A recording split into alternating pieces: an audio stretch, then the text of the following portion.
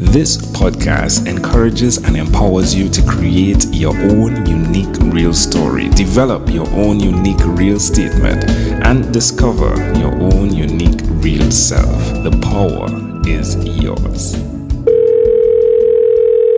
Good night, Rachel Cossar. How are you doing on this wonderful, beautiful night? I'm doing great. It's great to be here. Thank you. You are welcome, and I'm glad that you are here. Do tell me, what part of the world are you in right now?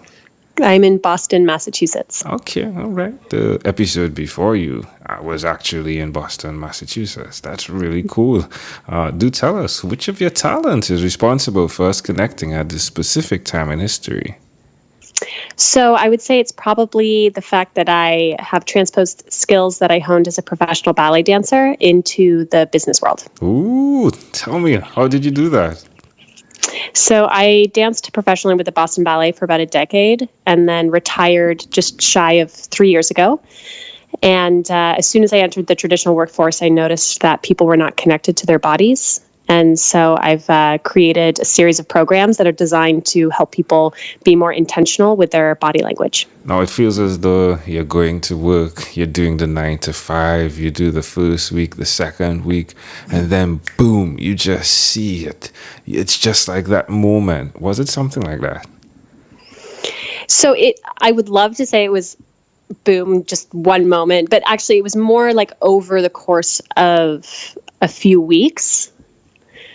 I noticed it first in myself that I was not showing up to work physically and I was tired and I wasn't inspired. And then once I started bringing myself to the job physically by tapping into some of my ballet dancer sensibilities, I started really noticing it in other people as well. That's amazing. So who did you learn kindness from? Because it takes some level of kindness to see what you're experiencing, and then to help others, being that you care for them. Who did you learn that from?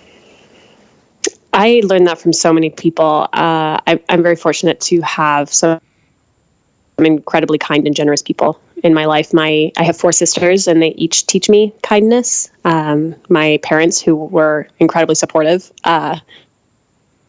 in upbringing all of us, and then my fiance actually is incredibly generous and kind, and he inspires me as well.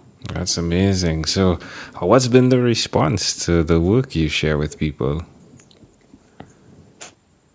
You know, it's been actually very positive. I think people like to hear about novel ways of thinking about something that people often don't think about. So I've had a lot of great reception across a variety of different industries. I can well imagine. So how does it work? Do we connect you virtually, or does it have to be face-to-face?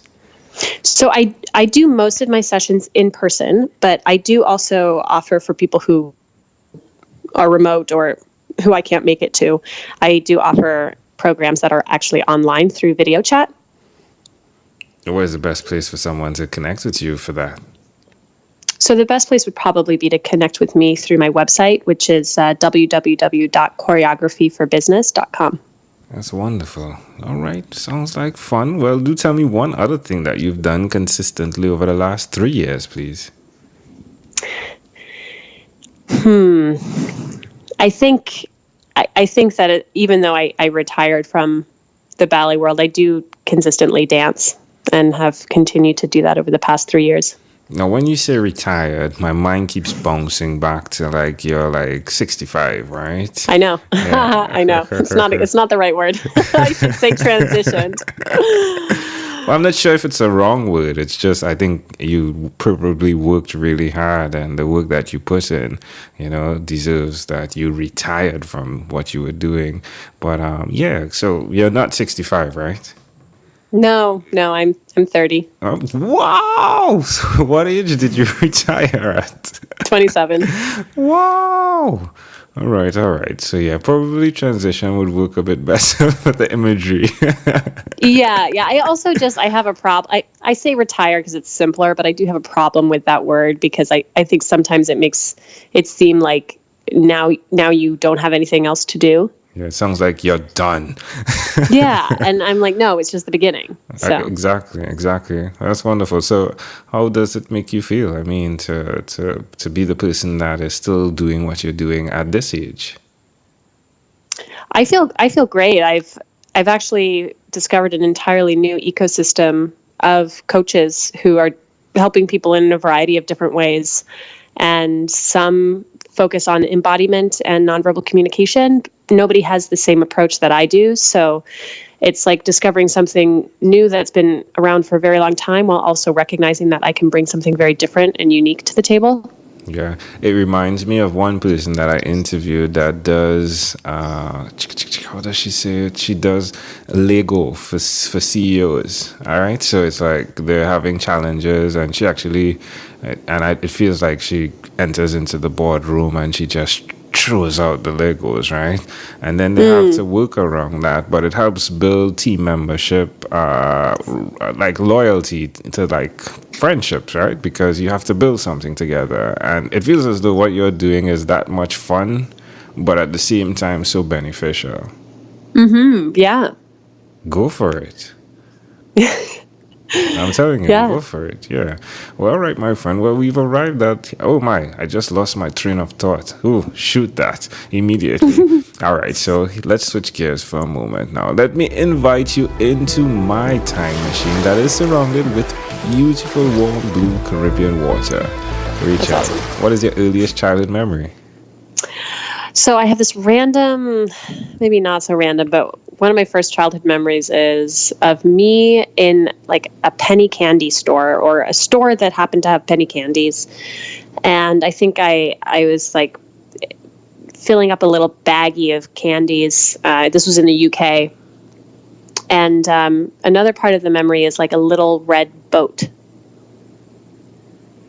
What happened to the boat? It was just on the water. I think we went for a ride in the boat after we got our candy. In the UK? Yeah. All right. It sounds a bit disconnected. Yeah. I don't know. I mean, I was born in the UK. Right. So you go, in the memory, you go straight from the shop to the boat after getting the penny candy. Yeah. Like I think maybe we were on vacation somewhere by like a lake. And there was probably a little like candy store or like little general store that had candy. And then you would also probably get all the things that you might need for like fishing. And then we got in the little boat. Why do you think this memory is so clear? I don't know. I don't know. It's just a random one that I have. And I have like asked my parents to confirm that it's real, that it happened. And they did say that, yes, we would go vacationing with my mother's mother and her partner, and we would go out in this little red boat, and like apparently I loved it. So how do you see that memory connecting to who you are today? Well, I think it's more the candy connection. Like I actually love I love penny candy, and I love making my own bag of specifically selected treats. So like even now, if I were to walk in, like it's very hard for me to walk by a penny candy situation and not get something. I have to get something. Situation. Yeah. Oh, that's intriguing. Well, can I offer an interpretation or somewhat of a connection to what I think I see in that memory? Oh, that'd be awesome. Sure. I love the fact that your process of going to work. All right, so let's look at what you were doing in ballet. It's like the penny candy, right? And then you went to the job, which is like the boat ride or the whatever you guys were doing, whether it's fishing or whatever. But it's intriguing how your world seems to be mapped from the perspective of having enjoyment first and then doing the work after. But coming back to the enjoyment. So like with you doing the 9 to 5, it was so necessary for you to apply the enjoyment aspect of it. And now that's what you're doing to the business world, the corporate world. You're bringing that, and it's amazing how much value it's bringing, more than a penny. That would be my connection. Oh, I love that. That sounds much more poetic and connected. Ooh, I was a bit like, ooh, yeah, that is disconnected. But then it connected. Thank you. Ooh, There you go. that was close. So if we fast forward to when you were 12 years old, what was your favorite song? So, I had actually quite a few favorite songs, just because I feel like there were so many female artists who were singing incredible things at the time. But the Independent Women by Destiny's Child. All right. Well, that's super cool. All right, my friend. Well, we've arrived at our destination, but before we get off of this time machine, there is a small okay, I keep losing my words. What's going on? It's because we started early. No, I got a message on while I was speaking. All right, so we have a small declaration form. So it's yes or no, but we're going to move pretty quickly. Are you ready, Rachel? Yeah. Rachel, have you chosen someone to pass on your skills to? So I pass on my skills to everyone that I coach. Are you married? No. Do you have children? No. Do you believe in God? Not in a traditional sense. Do you have an inner circle of friends? I do. Do you watch TV for more than 3 hours a day? I do not. How about 3 hours a week? Yeah, probably. What about screen time, the phone and the computer? Is it more than 8 or less than 8 hours a day? Oh, screen time including computers. Yeah. Probably a little less. All right. If you had to share with us, Rachel, your own unique real statement, a statement that represents who you are, Rachel Cossar, what would you say that is? Embody your intention. E-Y-I. Love it. Rachel, this was a great pleasure. Before you leave, is there anything else you'd like to share with our amazing audience? Just thanks. I think that what you're doing is really interesting and diverse, and I am very honored to have gotten to share this 12 minutes with you. Well, my friend, I am honored as well to have had this conversation. I love what you said. It took me a bit to digest it, the EYI, embody your intention. Love it. I think it really envelopes what you do.